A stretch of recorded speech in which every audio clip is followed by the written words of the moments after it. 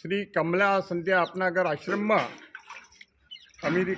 America, Iran અને ઇઝરાયલના યુદ્ધને કારણે જે ગેસની કટોકટી જે ઊભી થઈ છે, ગેસનો પુરવઠો મળતો નથી. અમારા આશ્રમમાં 60 જેટલા પ્રભુજીઓ અહીં આગળ રહે છે, તો એમને અત્યારે ગેસ ઉપર રસોઈ ચાલતી હતી, પણ ગેસનો પુરવઠો મળતો નથી. તેથી આશ્રમ પરિવારે નવેસરથી અહીં આગળ લાકડાના ચૂલા બનાવીને, લાકડાના નિર્ધૂમ ચૂલા બનાવીને એની રસોઈની શરૂઆત એ અમારે કરવાની ફરજ પડી છે.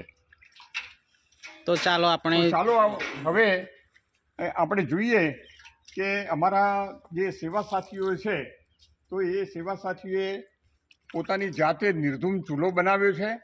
આજુબાજુ ગાયના છાણનું લીંપણ કરી અને નવું રસોડું અહીં આગળ બનાવ્યું છે, અને એમાંથી રસોઈ કરવાની શરૂઆત આજથી અમે લોકોએ કરી દીધી છે.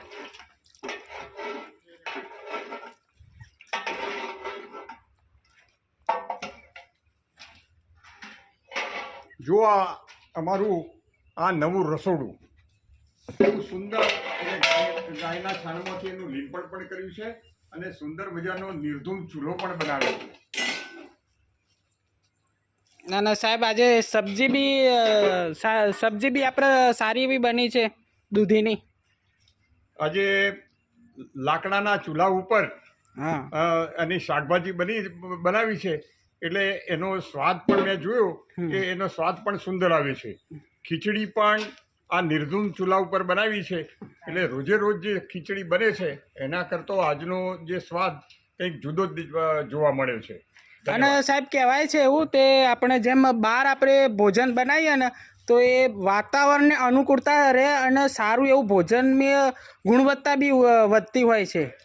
રસોડાની અંદર જે ભોજન બને છે એના કરતાં ખુલ્લા વાતાવરણમાં અને ગાયના છાણનું એ જગ્યા ઉપર લીંપણ કરીને અને ચૂલા ઉપર જે રસોઈ બને છે એના કારણે રસોઈની ગુણવત્તા પણ સારી એવી એ અમને જોવા મળે છે.